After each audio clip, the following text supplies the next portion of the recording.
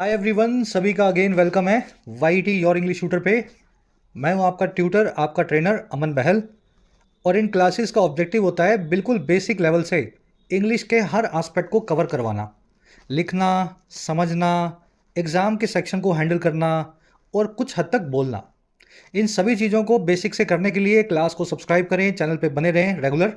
आज की class based है क्लाइमेट साइंस पे। ग्लोबल वार्मिंग के ऊपर जो रिसेंटली मीटिंग्स हुई हैं उनका क्या कंक्लूजन है।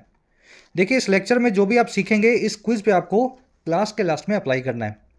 इसमें 14 क्वेश्चंस हैं, ग्रामर भी है, वोकैब भी है और कॉम्प्रिहेंशन भी है। तो आपको पता लग जाएगा आपने क्या सीखा। अटेम्प्ट देंगे इस क्विज को at the end of the lecture. अभी क्लास को शुरू करते हैं।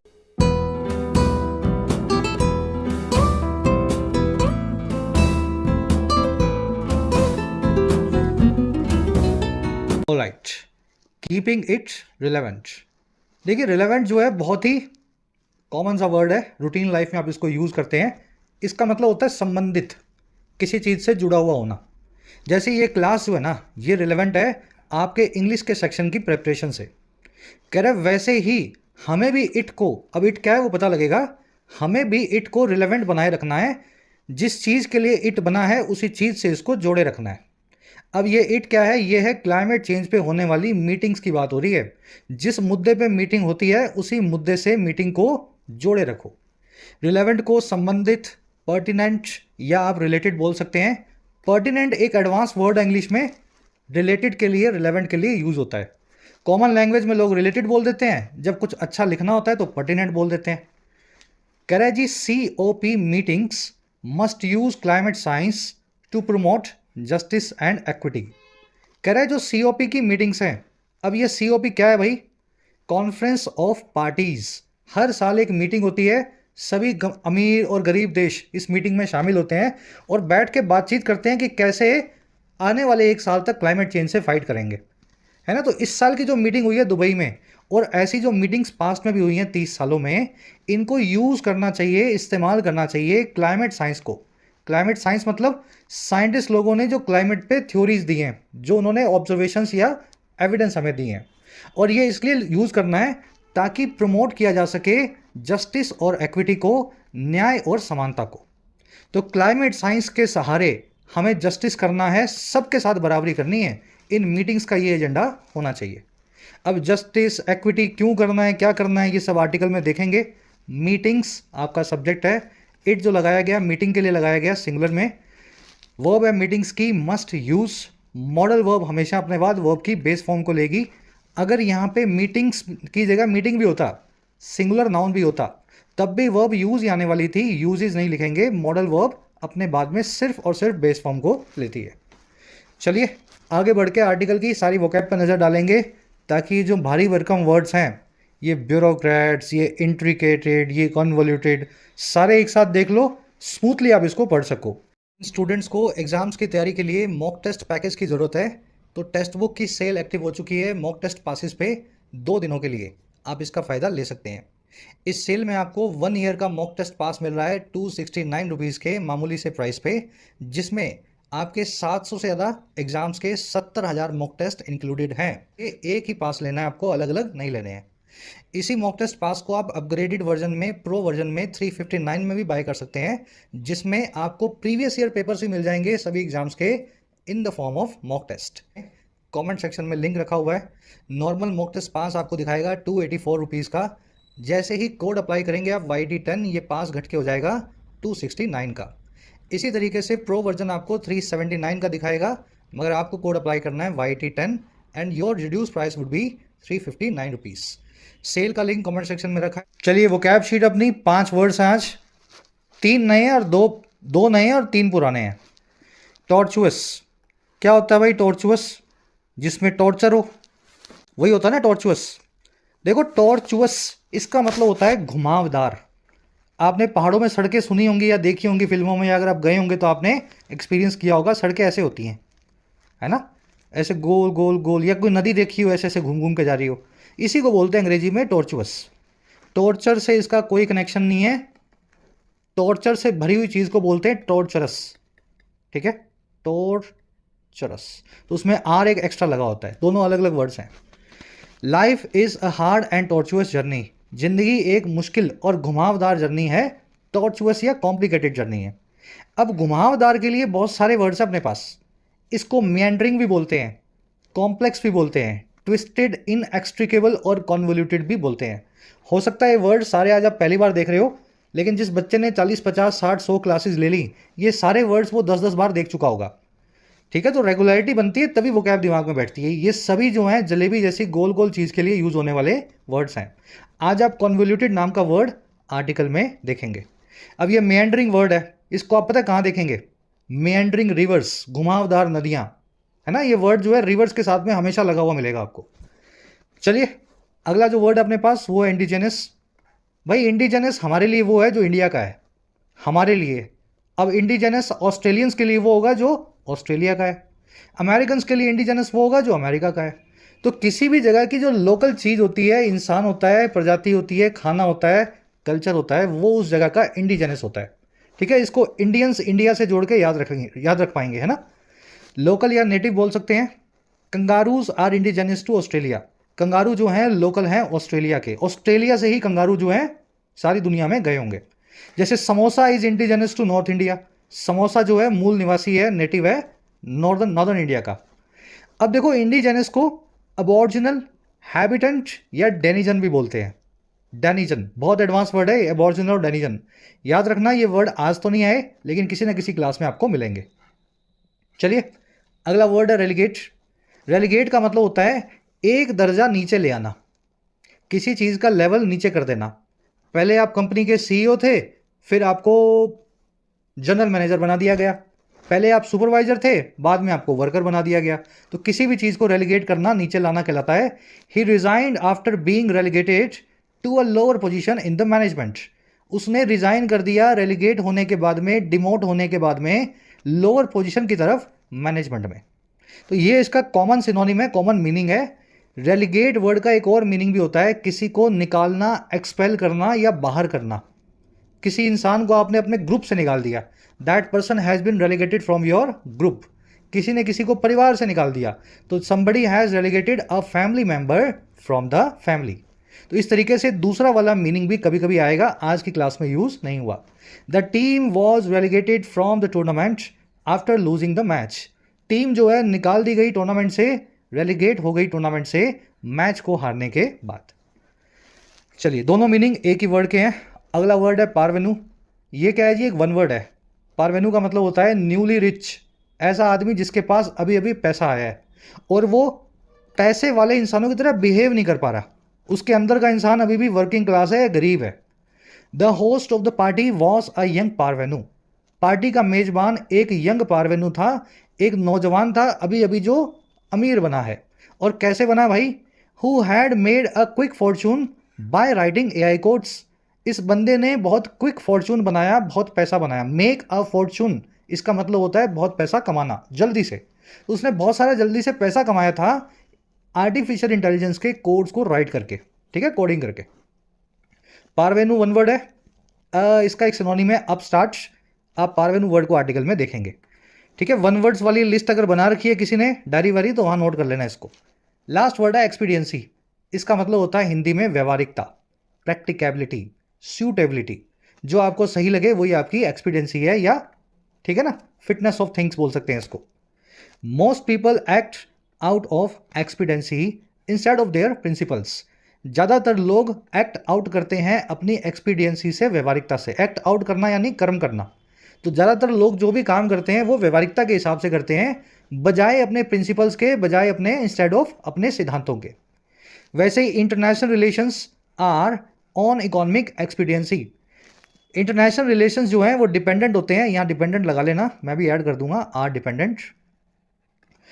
वो डिपेंडेंट होते हैं आर्थिक व्यवहारिकता पे, एक्सपीडियंसी पे। चलिए, 5 वर्ड्स डिटेल में हो गए। शीट आपको टेलीग्राम पे मिल जाएगी, ग्रुप को ज्वाइन कर लेना। अब आ जाओ आर्टिकल पे, एक समरी आपको दें। समरी ये है कि सीओपी की मीटिंग्स हर साल होती हैं, जिसमें बातचीत होती है कि अब अगले 1 साल 2 साल कैसे क्लाइमेट को, चेंज को फाइट करना है। लेकिन इनमें आपको एक अजीब सा तनाव मिलेगा अमीर और गरीब देशों के बीच। गरीब देश ये बोलते हैं कि अमीर देशों ने ही क्लाइमेट बिगाड़ा है पिछले 200 साल में इंडस्ट्रियलाइजेशन के थ्रू। और अब हम गरीब देशों को बोल रहे हैं कि आप कोयला मत इस्तेमाल करो, आप जो है क्लाइमेट चेंज को होने से रोको। तो ये तनाव इसलिए बना रहता है क्योंकि अमीर देश अपनी गलती मानने को तैयार नहीं है और गरीब देश अपना कोयला बर्न करने से बाज आने वाले नहीं है। ये तनाव तभी खत्म होगा जब अमीर देश गरीब देशों को कुछ पैसा देंगे और उस पैसे से गरीब देश रिन्यूएबल एनर्जी के इंफ्रास्ट्रक्चर को खड़ा करेंगे। ठीक है, अब ऐसा ही कुछ रिसेंटली दुबई की मीटिंग में हुआ है। इससे ये होप दिखा रहा है कि आगे का रास्ता ऐसा ही होगा, जस्टिस मिलेगा गरीब देशों को और बराबरी का दर्जा सबको दिया जाएगा। चलिए अब आर्टिकल शुरू करते हैं। टोन आज की ऑप्टिमिस्टिक एंड सजेस्टिंग, थोड़ा ऑप्टिमिज्म दिखा रहा है, आशावाद, और कुछ सजेशन दे रहा है आगे क्या करना चाहिए। Since 1995 when the first of the United Nations of Conference of Parties या COP was organized, it has undergone a remarkable shift in its character। कह रहा है जी 1995 से ही। अच्छा, क्या हुआ था 95 में? ये वही साल है जब पहली COP नाम की ये कॉन्फ्रेंस जो UN करवाता है, यूनाइटेड नेशंस, कह रहा है उसको ऑर्गेनाइज किया गया था। कह रहे तब से ही 30 सालों में 28 सालों में ये जा चुकी है, इट हैज़ अंडरगोन, ये अंडरगो कर चुकी है, एक्सपीरियंस कर चुकी है एक बहुत ही रिमार्केबल यूनिक से शिफ्ट को, बदलाव को अपने कैरेक्टर में, अपने नेचर में या अपने चरित्र में। तो 95 की मीटिंग जो थी उसका चरित्र कुछ और था, आजकल की जो मीटिंग है उसका चरित्र, उसका कैरेक्टर कुछ और है। चलिए, फर्स्ट जो है सब्जेक्ट है वॉज ऑर्गेनाइज्ड, इसकी वर्ब है, पैसिव वॉइस का इस्तेमाल किया गया है, पास्ट का आपको टाइम दे दिया गया है इसलिए वर्ब को पास्ट में रखा गया है। ठीक है, 95 में मीटिंग हो चुकी है, पास्ट का टाइम दे दिया है, इसलिए अब प्रेजेंट की वर्ब यहाँ पे नहीं लग सकती। इट आया मीटिंग के लिए, इसकी वर्ब है हैज़ अंडरगोन। अंडरगो करना, किसी चीज़ का एक्सपीरियंस करना, किसी चीज़ को, है ना, अनुभव लेना।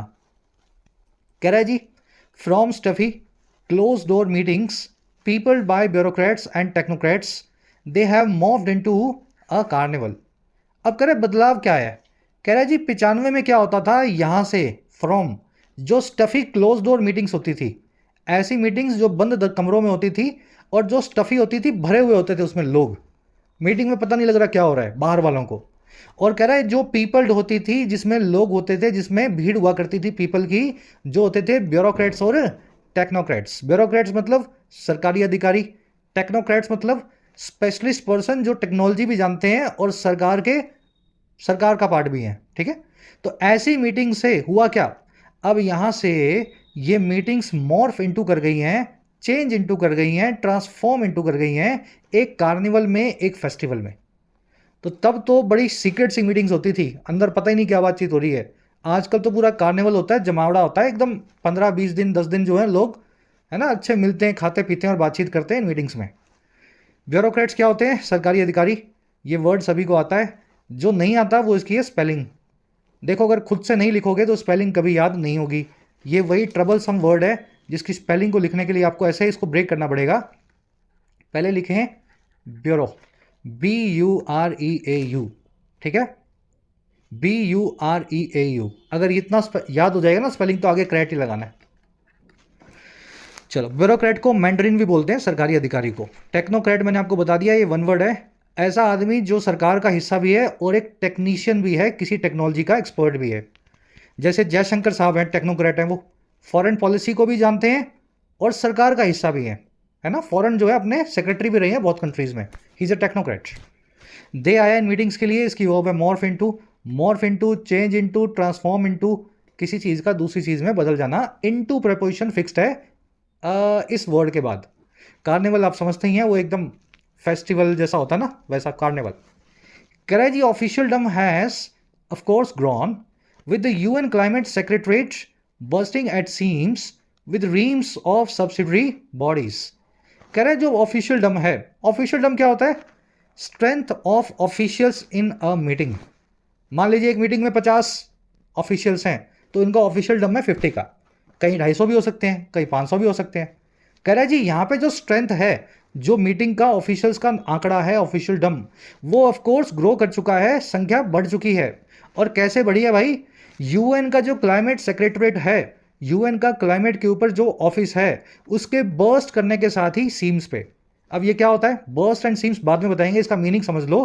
किसी चीज़ का फुल हो जाना, हवा भर भी जगह ना होना। तो यूएन का जो क्लाइमेट सेक्रेटरीट ऑफिस होता है उसमें हवा भर भी जगह नहीं होती, इतने अफसर जो है हर देश के आ जाते हैं। और ये कहाँ से आते हैं, वही आगे लिखा हुआ है, ये आते हैं बड़े बड़े ढेरों में, रिंग्स में, जो होते हैं सब्सिडरी बॉडीज के। एक ये छोटा ऑर्गेनाइजेशन है जो सुनामी को देखती है, फिर एक और ऑर्गेनाइजेशन है जो अर्थक्वेक को देखती है, फिर एक ऑर्गेनाइजेशन जो है जो इंडस्ट्रियल एमिशन को देखती है। तो सब्सिडरी बॉडीज के ढेर बड़े हैं और उससे हवा भर जगह भी यूएन के इस ऑफिस में नहीं होती। कह रहा और होते हैं इसमें वर्किंग ग्रुप्स, और साथ में होती हैं इंट्रिकेटली कॉन्वोल्यूटेड एजेंडा आइटम्स, ऐसी एजेंडा आइटम्स, ऐसे प्लान्स के आइटम्स जो बहुत कॉम्प्लेक्स तरीके से घुमावदार हैं, इंट्रिकेटली कॉन्वोल्यूटेड है। कॉन्वोल्यूटेड, मेंडरिंग, कॉम्प्लेक्स, याद है ना, घुमावदार, और इनकी इंट्रिकेटली मतलब इन अ कॉम्प्लेक्स मैनर, दोनों एक जैसे ही वर्ड्स हैं। चलिए सेंटेंस थोड़ा सा पढ़ने में आपको लग रहा होगा अजीब सा, वर्ड्स हैवी हैं और कुछ भी नहीं है। संख्या बढ़ गई है, यूएन के क्लाइमेट ऑफिस में बैठने की जगह भी नहीं होती, सांस लेने की जगह भी नहीं होती, इतनी सब्सिडरी बॉडीज बन गई हैं, उनके ढेर हो गए हैं, इतने वर्किंग ग्रुप्स आ गए हैं, और इतनी एजेंडा आइटम्स हैं, अलग अलग तरह के प्लान्स हैं जो बड़े कॉम्प्लेक्स हैं। ऑफिशियल टर्म की वर्ब है हैज़ ग्रोन। रीम का मतलब होता है जी ढेर। एक्चुअल में ये जो वर्ड है ना इसको गलत बोलते हैं पेपर रिम। आपने सुना होगा भाई पेपर रिम ले आओ, ठीक है, वो पेपर रिम नहीं होती, पेपर रीम होती है, जिसको हम रिम बोल देते हैं। इंडियंस तो बोल ही देते हैं ना उल्टा सीधा कुछ भी। तो पेपर रीम का मतलब होता है अ स्टैक ऑफ 500 जो है पीसीज ऑफ पेपर, ठीक है ना। पेपर रीम मतलब 500 पेपर का एक स्टैक। तो ये वही रीम वर्ड है, और इसका दूसरा मीनिंग होता है ढेर, वो पेपर के ढेर को भी रीम बोल देते हैं। चलिए इंट्रिकेटली आपने देख लिया, अब आ जाओ बर्स्टिंग एट द सीम्स पे। देखो सीम क्या होता है, ये वर्ड मैंने आपको समझाया हुआ है, इसको बोलते हैं हिंदी में टांका। अब मान लीजिए एक बैग है जिसमें आपने खूब सामान भर दिया, और इतना भर दिया है कि उस बैग के जो टांके हैं साइड में जहाँ पे सिलाई हो रखी है, वो टांके फटने लगेंगे। इमेजिन कर पा रहे हो ना, बैग है उसमें सामान भरते जा रहे हो, भरते जा रहे हो, भरते जा रहे हो, तो कहीं तो बैग फूलेगा। अगर वो बर्स्ट करने लगेगा, फटने लगेगा अपने टांकों पे, तो मतलब क्या है जी, उस बैग में आपने हवा भर जगह भी नहीं छोड़ी, सीम्स पे बर्स्ट कर रहा है। वैसे ही उस प्रॉवर्ब को इसने क्लाइमेट सेक्रेटरीट के लिए लगा दिया कि इसके भी टांके खुले हुए हैं, क्लाइमेट सेक्रेटरीट के ऑफिस में भी हवा भर जगह नहीं होती। तो ये सीम वर्ड को अगर आपने पकड़ लिया तो ये इडियम आपको याद हो गई। अब इसी से एक और इडियम बनती है सीमी साइड ऑफ लाइफ। देखिए लाइफ यानी जीवन, साइड मतलब पहलू, सीमी मतलब टांके वाला है, रफ। जिंदगी के रफ पहलू को, जिंदगी के जो है कड़ी हकीकतों को बोलते हैं सीमी साइड ऑफ लाइफ, जिसमें संघर्ष होता है। समझ पा रहे हो मेरी बात को, जिसमें सब कुछ अच्छा अच्छा नहीं होता, प्लेजेंट नहीं होता है ना, उसको बोलते हैं सीमी साइड ऑफ लाइफ। और इसी से ही एक एडजेक्टिव बनता है अंग्रेजी में सीमलेस, ऐसी चीज जिसमें कुछ रफ पैच नहीं है, सब कुछ स्मूथ है, एकदम हर चीज जो है प्लेजेंट है। सीमलेस मतलब बहुत ही मनभावन, बहुत ही खुशनुमा, है ना, जिसमें कोई कठिनाई परेशानी नहीं है। अगर आपका जीवन सीमलेस जीवन है तो आपके जीवन में आपने कोई संघर्ष नहीं देखा। चलो तीनों वर्ड्स एक साथ दिमाग के एक कोने में होने चाहिए, जैसे सर के दिमाग के कोने में, वैसे भी आपका भी अंग्रेजी का जो वोकैब है वैसे ही बनना चाहिए। कह रहा है जी but this has been accompanied by the burgeoning of activist groups.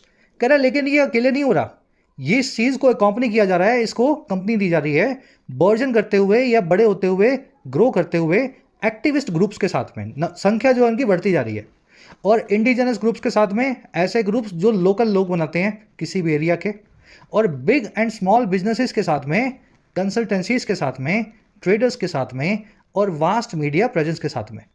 तो अंदर भी भीड़ फुल है और बाहर भी भीड़ फुल है, अंदर ये सब लोग भरे हुए हैं और बाहर ये सब लोग इकट्ठा हो जाते हैं इस मीटिंग के जो है वेन्यू पे। दिस की वर्ब है हैज़ बीन अकॉम्पनीड। वर्जनिंग मतलब ग्रोइंग, फलता फूलता, आकार में बढ़ता हुआ। इंडिजिनस यानी लोकल, जैसा आपको बताया था ना, समोसा जो है वो इंडिजिनस है नॉर्दर्न इंडिया का, या ईस्टर्न वेस्ट जो है मिडल इंडिया का। कह रहा है जी it is on one hand fair to conclude that this is a welcome development, and due to the growing awareness of how anthropogenic climate change amplified by centuries of industrialisation poses an existential threat to humanity. कह रहा है अब ये भीड़ भड़का जो हो रहा है ये कोई बुरी चीज़ नहीं है, अच्छी बात है। कह रहा है जी एक तरफ तो देखें, it is on the one hand, on the one hand मतलब एक तरफ। कह रहा है जी एक तरफ तो ये सारी चीज़ बड़ी फेयर है, बड़ी अच्छी है, बड़ी गुड है, कि अगर आप कंक्लूड कर लें इस बात को, निष्कर्ष निकाल लें ये कि ये सारी चीज़ एक वेलकम डेवलपमेंट है, स्वागत के लायक होने वाला घटनाक्रम है। और कह रहा है और क्यों, कैसे, कह रहा है ये है ड्यू टू यानी वजह से बढ़ती हुई उस अवेयरनेस के, उस सजगता के, जो इस चीज़ को लेकर के है कि कैसे एंथ्रोपोजेनिक क्लाइमेट चेंज जो है, एंथ्रोपोजेनिक यानी ह्यूमन की वजह से, एंथ्रोप की वजह से होने वाला, तो इंसान के द्वारा पोल्यूशन होने से जो होने वाला क्लाइमेट चेंज है, जो एम्पलीफाइड भी हो चुका है, बढ़ भी चुका है कई जो है सेंचुरीज के इंडस्ट्रियलाइजेशन की वजह से, फैक्ट्रीज की वजह से, वो एंथ्रोपोजेनिक क्लाइमेट चेंज खड़ा करता है एग्जिस्टेंशियल थ्रेट को, ऐसी चुनौती को जो हमारे एग्जिस्टेंस को थ्रेट देती है ना, हमारी ज़िंदगी के सामने खतरा है, और ये है ह्यूमैनिटी के सामने। रिपीट कर रहा हूँ सेंटेंस, कुछ भी नहीं है, कह रहा जी कुछ गलत नहीं है। अगर एक तरफ आप ये कंक्लूड करें कि ये एक अच्छी घटना है, और इस बढ़ते हुए प्रेशर की वजह से, ग्रोइंग अवेयरनेस की वजह से, कि कैसे इंसान के द्वारा क्लाइमेट चेंज जो है वो पोज करता है, खड़ा करता है हमारी जान को, खतरे को, एग्जिस्टेंशियल जो है थ्रेट को ह्यूमैनिटी के सामने। जितने लोग आएंगे उतना सबको पता लगेगा कि क्लाइमेट चेंज क्या है। इट की वर्ब है इज, दे जो है दिस की वर्ब है इज। एंथ्रोपोजेनिक मतलब जो एंथ्रोप की वजह से हो रहा है, जो मैन मेड है, जो ह्यूमन मेड है। प्रकृति में नहीं है ये कार्बन डाइऑक्साइड, ये मोनोऑक्साइड, हमने फैक्ट्रीज, हमने एयरलाइंस, हमने व्हीकल्स, कोयला जला करके इस कार्बन मोनोऑक्साइड को रिलीज किया है। एंथ्रोपोजेनिक पोज करना यानी किसी चीज़ को खड़ा करना। पोज वर्ड हमेशा नेगेटिव चीज़ों को खड़ा करने के लिए यूज होता है, सवाल को, शक को, थ्रेट को, डेंजर को, है ना। पोज वर्ड हमेशा अकॉम्पनेड बाय होता है नेगेटिव जो है किसी नाउन से। कह रहे जी climate denialist vociferous and significant in power corridors even until a decade ago are now relegated to the obscurity of the dark net। कह रहे कुछ ऐसे भी लोग थे जो क्लाइमेट डिनायलिस्ट थे। ये वो लोग होते हैं जो बहुत कंजर्वेटिव होते हैं, राइट विंग होते हैं। ये यूं कहते हैं कि क्लाइमेट तो अपने आप बदल रहा है, हमने कुछ नहीं किया, इंसान जो कर रहा है वो ठीक है, करने दो। कह रहा है क्लाइमेट चेंज को मना करने वाले लोग, डिनायलिस्ट जो होते हैं, जो बहुत वॉसिफेरस भी थे, बहुत शोर करने वाले भी थे, और जो सिग्निफिकेंट भी थे, बहुत ज़्यादा भी थे पावर के कॉरिडोर में, शक्ति के गलियारों में, आज से 10 साल पहले तक। अब तो ये सब के सब गायब हो गए। कह रहा है अब ये सारे के सारे लोग जो है ना, जो 10 साल पहले बहुत बोला करते थे कि क्लाइमेट चेंज कुछ भी नहीं है, कह रहा है अब इन सब का हो गया डिमोशन, ये सब हो गए हैं रेलीगेट। और कहाँ हो गए हैं भाई? उस अंधियारे तक, ऑब्सक्योरिटी तक, डार्कनेस तक, अनोनिमिटी तक, जो है डार्क नेट की। डार्क नेट क्या होता है? ज़्यादा अंदर नहीं घुसेंगे इसके। इंटरनेट का वो वाला एरिया है जहाँ पे कुछ डार्क वेबसाइट्स होती हैं, है ना। इसको आप डायरेक्टली जो है एक्सप्लोर नहीं कर सकते, अलग से ब्राउजर चाहिए होता है आपको, टोर ब्राउजर। तो कह रहे हैं ये क्लाइमेट डिनायलिस्ट भी अब सामने नहीं आते हैं, एक दशक पहले बहुत बोला करते थे, लेकिन इस सारी पब्लिसिटी की वजह से, इस मीटिंग को, अब वो डार्क नेट पर बातें करते हैं दुनिया से छुप के, कि कुछ नहीं है, क्लाइमेट व्लाइमेट तो है ना, सब अपने आप होगा। कह रहे हैं और ये सब के सब डार्क नेट पे कैसे गए हैं भाई? ये गए हैं along with flat earthers, flat earthers के साथ। ये फ्लैट अर्थर्स भी टाइप के लोग हैं। ये कहते हैं दुनिया तो फ्लैट है, गोल है ही नहीं, हमें पागल बनाया जा रहा है नासा के द्वारा, इसरो के द्वारा। तो कह रहे हैं ये दोनों जो पागल टाइप के लोग हैं अब डार्क नेट पे बातें करते हैं, खुलेआम जो है अब आगे नहीं आते हैं। और कह रहे हैं and their ranks filled by parvenus and the pivoting merchants of the fossil fuel era.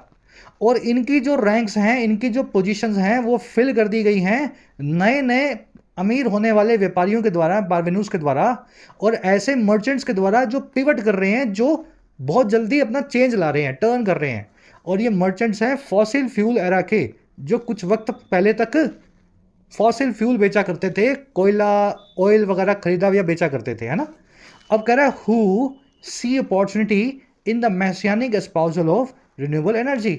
और जो आज अपॉर्चुनिटी को तलाश रहे हैं, मौका ढूंढ रहे हैं इस चीज़ के एस्पाउजल में, या एंडोर्समेंट में, या एडवोकेसी में, जो है रिन्यूएबल एनर्जी, जो है ग्रीन एनर्जी। थोड़ा सा कॉम्प्लिकेटेड है मेरे ख्याल से, समझाने की मैं कोशिश कर रहा हूँ, एक बार मैं रिपीट कर देता हूँ, विजुलाइज करो इसको। ये सब पागल लोग, दकियानुसी, कंजर्वेटिव लोग, राइट विंग वाले, जो बहुत शोर मचाते थे 10 साल पहले तक कि क्लाइमेट चेंज कुछ भी नहीं है, ये तो होता ही है, इसमें हमारा कोई हाथ नहीं है। अब इनको आने लगी है शर्म। क्यों आने लगी? क्योंकि COP के अंदर तो इतने लोग आ रहे हैं, यहाँ पे तो खूब बातें हो रही हैं क्लाइमेट को बचाने के लिए, तो अब ये झिझकने लगे हैं। और झिझक करके क्या चले गए हैं, ये डार्क नेट जैसी वेबसाइट्स पे बातें करते हैं, पब्लिक में सामने आते ही नहीं है ये।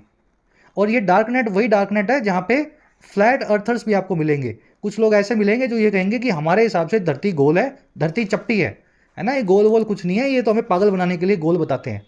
तो ये सब पागल लोग डार्क नेट पे आ गए हैं, और इनकी जगह ले ली गई है उन नए नए अमीर हुए बिजनेसमैन के द्वारा जो एक वक्त पहले कोयला या तेल जो है खरीदा बेचा करते थे, लेकिन लेकिन अब उनको अपॉर्चुनिटी दिख रही है कि वो कैसे भी करके एस्पाउस कर लें रिन्यूएबल एनर्जी को, ग्रीन एनर्जी को। तो अब वो कोयला फोयला छोड़ करके विंड पावर, सोलर पावर, वहाँ पे वो जो मर्चेंट्स हैं टर्न हो गए हैं, पिवट करके इनकी जगह पे आ चुके हैं।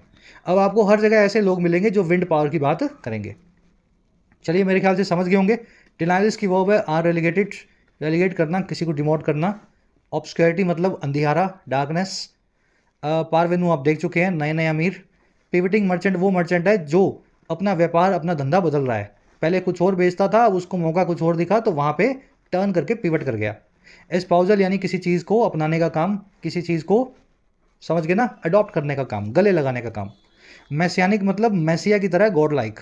तो इनको ये जो एस्पाउजल मिला है रिन्यूएबल एनर्जी का, ये मसीहा की तरह है इनका, इनका नया व्यापार खड़ा कर दिया रिन्यूएबल एनर्जी ने, ऐसा एस्पाउजल ये कर रहे हैं।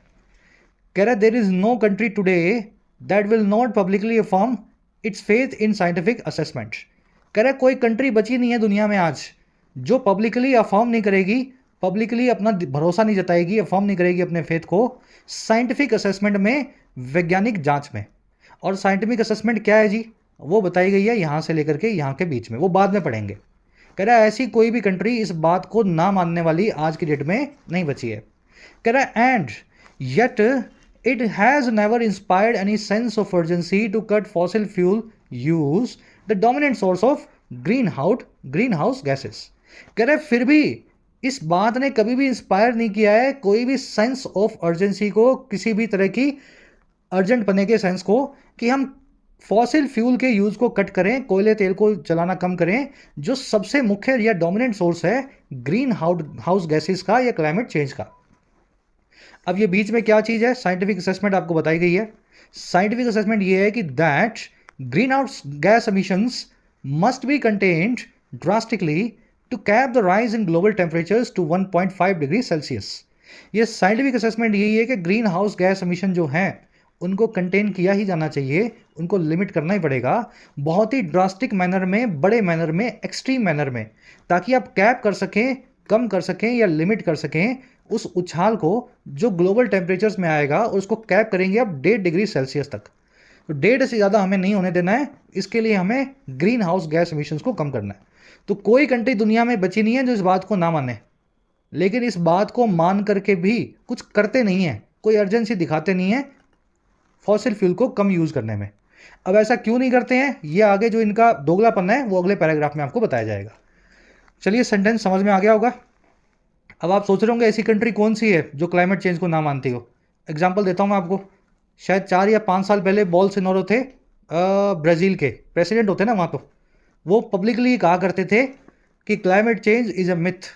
कुछ हद तक डोनाल्ड ट्रंप भी ऐसा कहते थे, लेकिन अब इनको शर्म आती है बोलते हुए, तो अब चुपचाप रहते हैं, है ना। ऐसी घटिया बातें जो है साइंटिफिक असेसमेंट को झुटलाने वाली है, नहीं करते हैं। सेंटेंस आपने समझ लिया है, इसको रिपीट करने की ज़रूरत है नहीं। कंटेन करना, लिमिट करना, किसी चीज़ का दायरा बांधना, इसको रेन इन करना भी बोलते हैं। लगाम लगाने को रेन इन करना बोला जाता है। ये वर्ड अभी आप आगे देखेंगे, ठीक है। REIN, रेन प्लस में इन।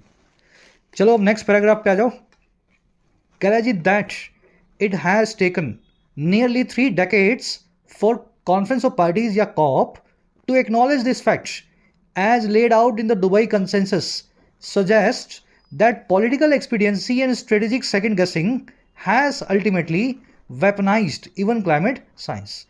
कह रहा है दोगलापन इसलिए है जी, ये बात की दैट, कौन सी बात, कि it has taken nearly 3 decades, इस चीज़ में लग गए लगभग 30 साल। और किसको भाई, इस COP नाम की कॉन्फ्रेंस को इस चीज़ को मानने में, एक्नॉलेज करने में, इस बात को, ये ऊपर वाली बात। कह रहा है जैसे कि इन्होंने लेआउट भी की है, जैसी कि लेआउट की भी गई है, एस्टैब्लिश करके साफ साफ लिखी भी गई है। दुबई में होने वाली जो मीटिंग है उसकी कंसेंसस में, उसके जॉइंट स्टेटमेंट में, हर मीटिंग के बाद में कुछ कंसेंसस पब्लिश होता है ना। कह रहा है जी ये बात की इनको 30 साल लग गए इस चीज़ को अग्री करने में। कह रहा है ये बात सजेस्ट पता है क्या करती है, सजेस्ट यही करती है कि पॉलिटिकल स्वार्थीपना जो है, सियासी व्यवहारिकता जो है, और स्ट्रेटेजिक सेकंड गेसिंग जो है, सेकंड गेसिंग होती है मैं ये करूंगा तो वो क्या करेगा, वो ये करेगा तो मुझे क्या करना है। क्लाइमेट की किसी को नहीं पड़ी, हम ये करेंगे तो चाइना क्या करेगा, चाइना ऐसा करेगा तो US क्या करेगा, ये होता है सेकंड गेसिंग गेम। तो सियासी व्यवहारिकता और स्ट्रेटेजिक जो सेकंड गेसिंग है, जो प्रिडिक्शन का काम है, इन दोनों चीज़ों ने वेपनाइज कर दिया है, एक वेपन की तरह इस्तेमाल करवाना शुरू कर दिया है क्लाइमेट साइंस को। तो क्लाइमेट कॉन्फ्रेंसेस के अंदर भी कंट्रीज एक दूसरे को दबाने की कोशिश करती हैं, पावर गेम में आगे आने की कोशिश करती हैं व्यवहारिकता के हिसाब से। दैट की वर्ब है सजेस्ट, इट की वर्ब है हैज़ टेकन, एक्सपीडियंसी और सेकंड गेसिंग की वर्ब है हैज़ वेपनाइज्ड। टेक्निकली दोनों की वर्ब जो है प्लूरल होनी चाहिए, यहाँ हैव लगना चाहिए, ठीक है। एक्सपीडियंसी यानी प्रैक्टिकेबिलिटी, व्यवहारिकता को बोलते हैं। वेपनाइज करना, किसी चीज़ को वेपन की तरह यूज़ करना, है नहीं वो वेपन, आपने उसको हथियार बना करके यूज़ करना शुरू कर दिया है। कह रहा है 10 countries responsible for most of the human emitted carbon point to the record temperatures and the links to rising emissions when arguing for reining in emissions from developing countries.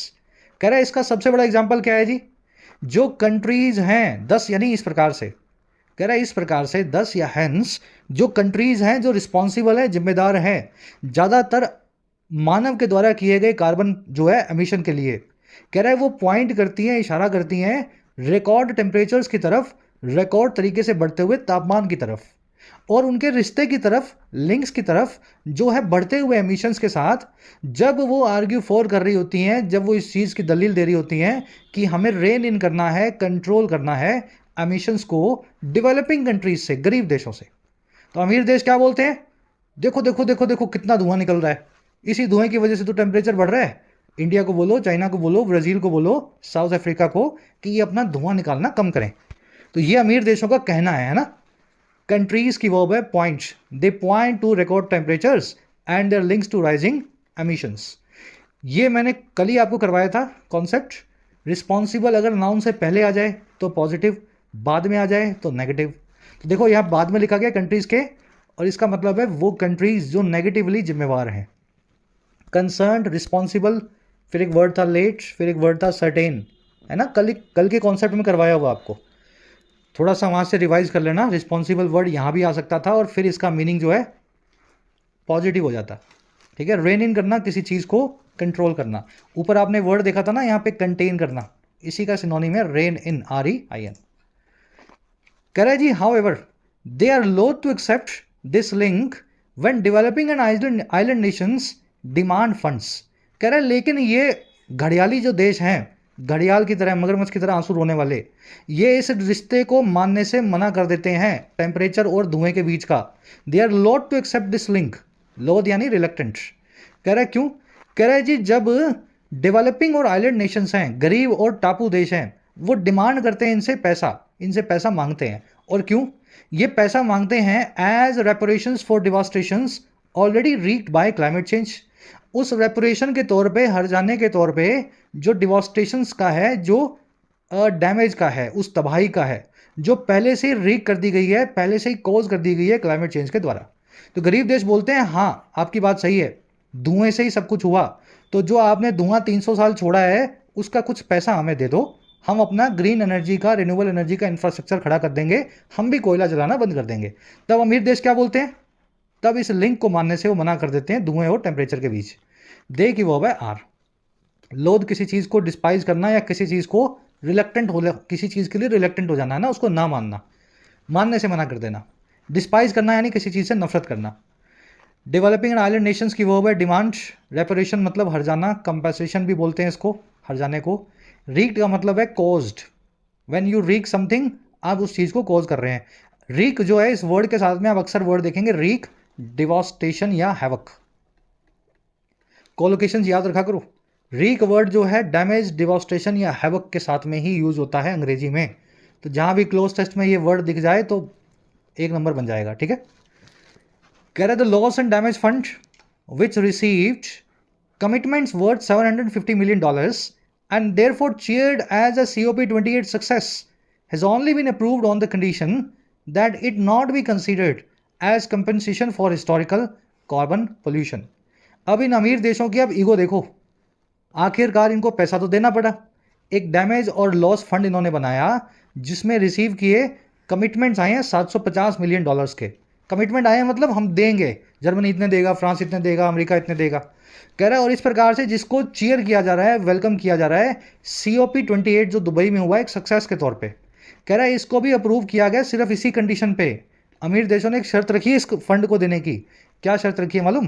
कि इस फंड को आप बिल्कुल नहीं मानेंगे एक हर्जाना जो हमने हिस्टोरिकली कार्बन पोल्यूशन किया है। मतलब अपनी ईगो अभी भी आगे रखी है, अपनी गलती अभी भी नहीं मानना चाहते। पैसा देने को तैयार है लेकिन ये नहीं कह रहे कि ये पैसा हम इसलिए दे रहे हैं कि हमने धरती को बहुत नुकसान पहुंचाया है। नहीं, कंडीशन यही है कि आप ये मत सोचना कि हम आपको कोई हर्जाना दे रहे हैं। फंड की वर्ब है has been approved passive voice में। विच आया फंड के लिए, वर्ब है रिसीव्ड। इट आया फंड के लिए, इसकी वर्ब है जो है बी कंसीडर्ड, है ना। यहाँ पे प्रेजेंट सब्जेंटिव मूड का इस्तेमाल किया गया है। आज की क्लास में नहीं करवाऊंगा, ऑलरेडी आपको 3 बार करवा चुके हैं लास्ट मंथ में। कंपनसेशन और रेपरेशन एक ही वर्ड्स हैं। रेपरेशन यानी हर्जाना, कंपनसेशन यानी हर्जाना। कह रहा related to this is the large and concern that COP meetings are deemed as historic only when they insert new verb phrases. कह रहा है जी इसी चीज से एक और कंसर्न जुड़ा हुआ है, एक और बड़ा कंसर्न भी जुड़ा हुआ है। ये तो है ही, ईगो गेम तो है ही। कंसर्न ये है कि सीओपी मीटिंग्स को डीम किया जाता है, कंसीडर किया जाता है हिस्टोरिक, बहुत ही ऐतिहासिक। और कब? जब उसमें ऐसे कुछ नए वर्ब फ्रेजेस ऐड हों, जब किसी मीटिंग के फाइनल स्टेटमेंट में ये सारे शब्द जुड़े हों। कौन कौन से शब्द हैं ये? Phase out, phase down, transition. एक तो हम फेज आउट करेंगे, किसी चीज़ को चलन से बाहर करेंगे धीरे धीरे। फिर फेज डाउन करेंगे, किसी चीज़ की तीव्रता को धीरे धीरे कम करेंगे। और फिर ट्रांजिशन करेंगे या किसी चीज़ में बदलाव लाएंगे। और ये सब चीज़ें कैसे करेंगे, किस पे करेंगे? ऑन कटिंग एमिशंस, एमिशंस को कट करने पे। समझे? तो तभी हिस्टोरिक मानते हैं जब ऐसी कुछ बातें हों कि हम कोयले को फेज आउट करेंगे, हम कच्चे तेल के इस्तेमाल को कम करेंगे, फेज डाउन करेंगे, इस तरह से बातें हों। कह रहे लेकिन दिक्कत क्या है? But are banal when they consider how little money and technology have been channeled for fossil fuel de-addiction।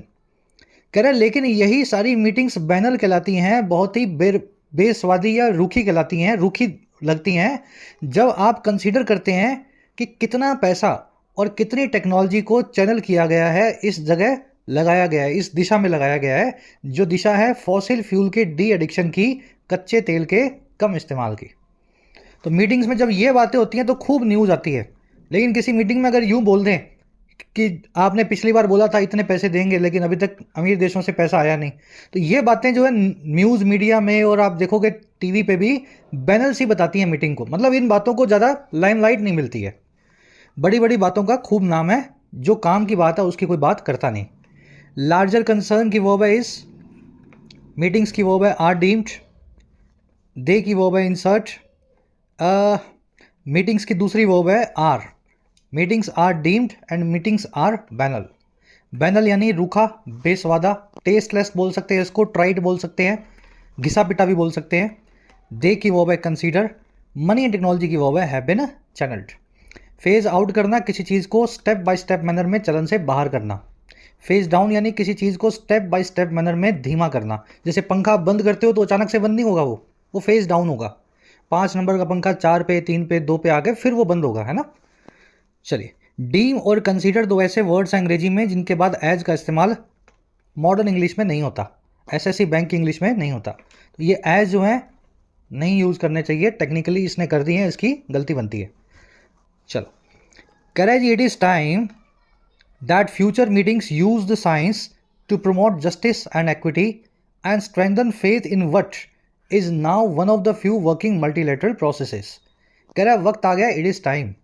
किस चीज़ का वक्त आ गया भाई?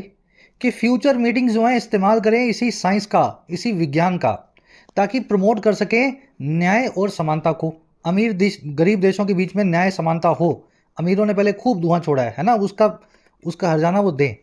और कह रहा है वो स्ट्रेंथन करें, मजबूत बनाएं हमारे भरोसे को एक ऐसी चीज़ में, एक ऐसी चीज़ में जो अब कुछ एक जो वर्किंग मल्टीलेटरल प्रोसेसेस रह गई हैं उनमें से एक है।